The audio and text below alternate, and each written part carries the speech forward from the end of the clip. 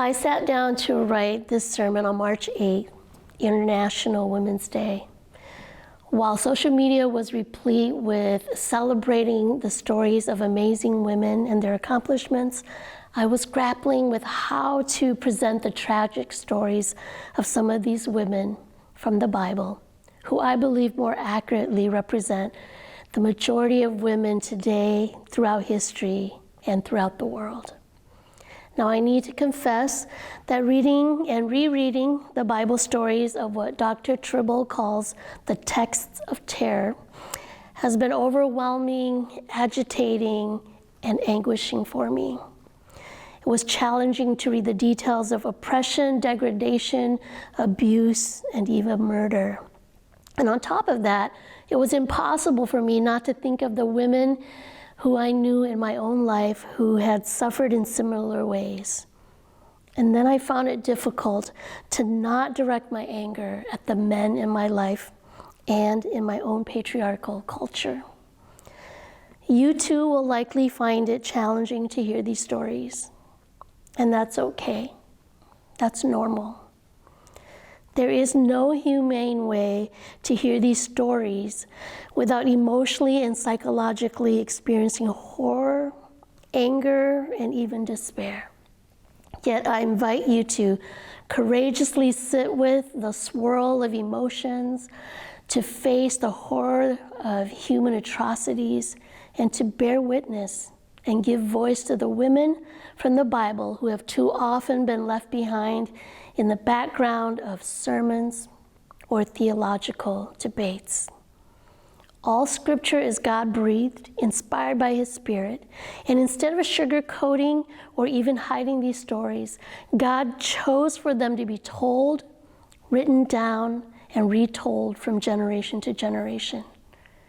So as we retell these stories, no profound exegetical insights will be provided, no big ideas will neatly emerge, and no personal applications will be crafted. It is enough that we take time to retell these stories and to bear witness to the abuse and to the human beings who were abused. In today's text of terror, we meet a woman who was socially, financially, racially, and even spiritually powerless. This is the story of Hagar, the Egyptian slave, who was used, abused, rejected, and abandoned by those with power over her. It's a long story. We're going to read from Genesis 16, 1 through 15, and Genesis 28 through 21.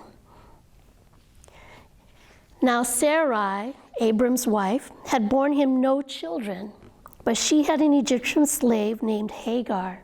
So she said to Abram, "The Lord has kept me from having children. Go, sleep with my slave. Perhaps I can build a family through her." Abram agreed to what Sarai said. So after Abram had been living in Canaan 10 years, Sarai, his wife, took her Egyptian slave, Hagar, and gave her to her husband to be his wife. He slept with Hagar, and she conceived. When she knew she was pregnant, she began to despise her mistress. Then Sarai said to Abram, "You are responsible for the wrong I am suffering. I put my slave in your arms, and now that she knows she is pregnant, she despises me. May the Lord judge between you and me." "Your slave is in your hands," Abram said. "Do with her whatever you think best." Then Sarai mistreated Hagar, so she fled from her. The angel of the Lord found Hagar near a spring in the desert. It was the spring that is beside the road to Shur. And he said, "Hagar, slave of Sarai, where have you come from and where are you going?"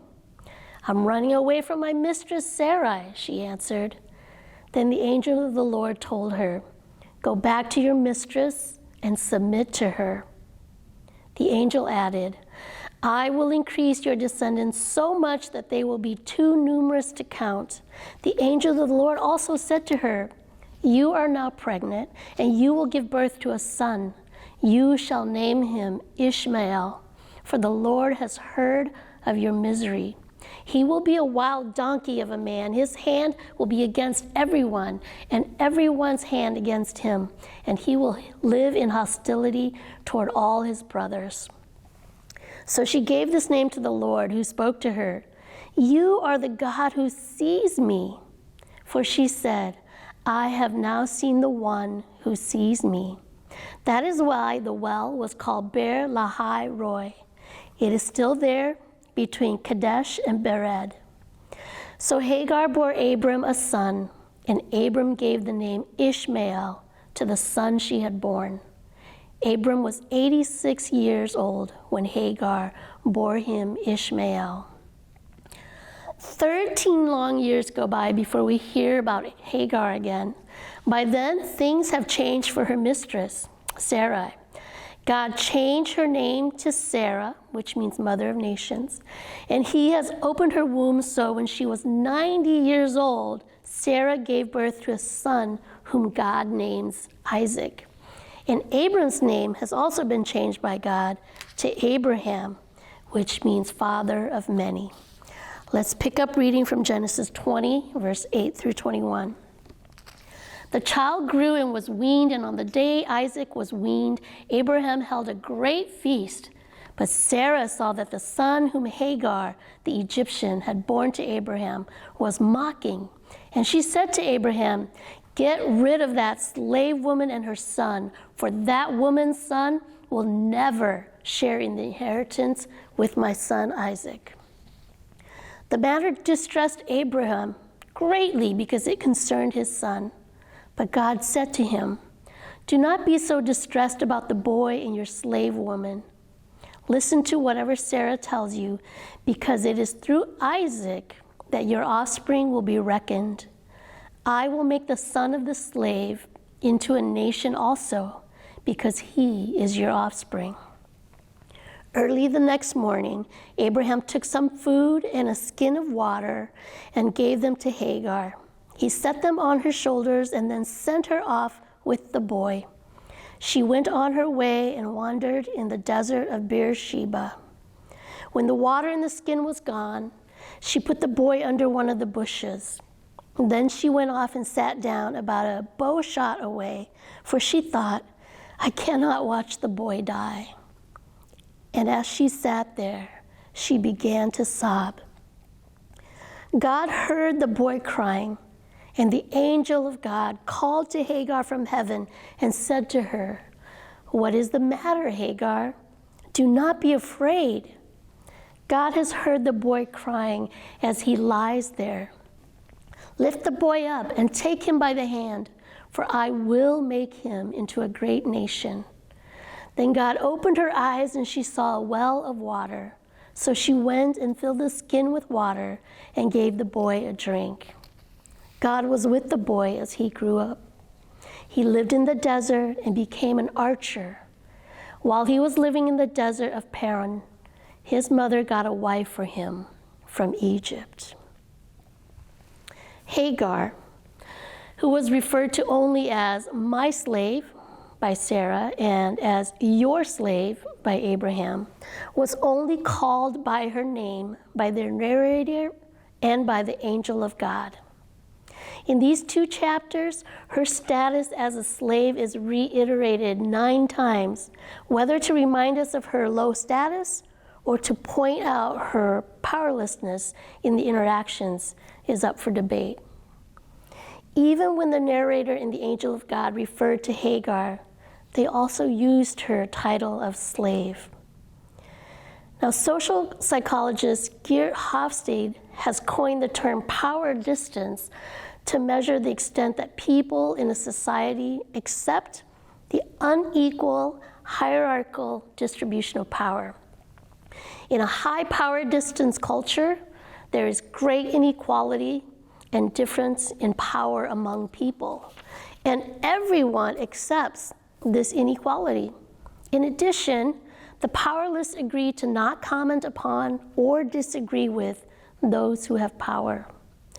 In cultures and social settings with high power distance, the exploitation and abuse of the powerless can easily happen, and the less powerful person has no say in the matter. Clearly, Hagar found herself in a cultural and social situation of high power distance. As a slave, Hagar was powerless, without voice or influence to shape decisions that affected her directly.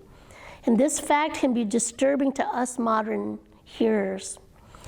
Hagar owned nothing, and she was herself completely owned by her masters. Her youth, her fertility, her body could be used for their purposes. For Sarah and Abraham, it was all too easy to objectify Hagar and use their power at her expense. We're not told what Hagar's response was when Sarah took and gave her to Abraham so that he could have access to her body.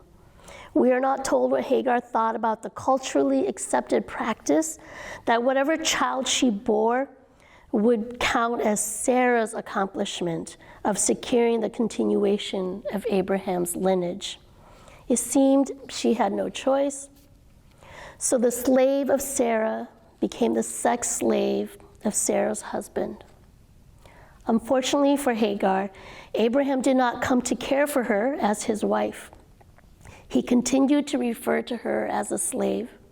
He gave Sarah permission to mistreat a pregnant Hagar. And when Sarah wanted to banish them to the desert, he was concerned for Ishmael, his son, not for Hagar. This story is challenging on another level. Hagar's abusers were followers of the Lord God Most High. Just a few years before Hagar came into their lives, God had revealed himself to Abraham and made a covenant with him, promising that God would bless Abraham, that his name would be great, that his descendants would be innumerable, and that all peoples of the earth, everyone, would be blessed through Abraham. Now, how could followers of God, patriarchs and matriarchs of the Jewish and Christian faiths, do such horrific things to a powerless foreigner who was totally dependent on them? There is no justifiable answer, no way to clean up the story. The Bible tells it like it was, not like how it should have been. And finally, even God seemed to be against Hagar's equality and freedom.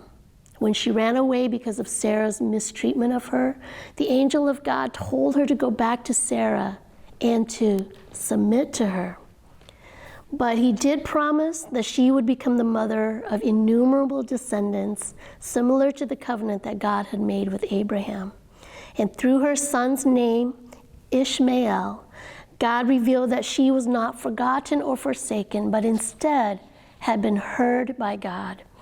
Even though she must go back and suffer under her mistress, she now had the assurance of God's presence and blessing. Hagar, who most likely had no relationship with her master's God before then, now realized that he was also her God. Her suffering, abuse, and misery were not ignored by him. She was not invisible to him. And she was valuable enough that he would pursue her into the desert. With surprising gratitude, she gave him, God, a name, the God who sees me, the powerless slave named the most powerful God. 13 years later, when Abraham and Sarah no longer needed her or her son, they kicked them out of their home and their family, exiled them into the desert, and abandoned them there to perish.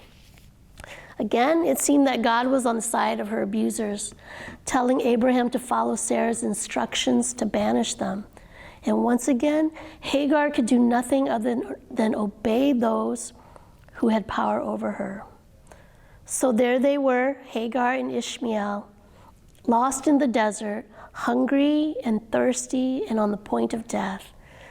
The Lord heard Ishmael's cries, and this time the angel of God spoke from heaven and called Hagar by name without any mention of her being a slave.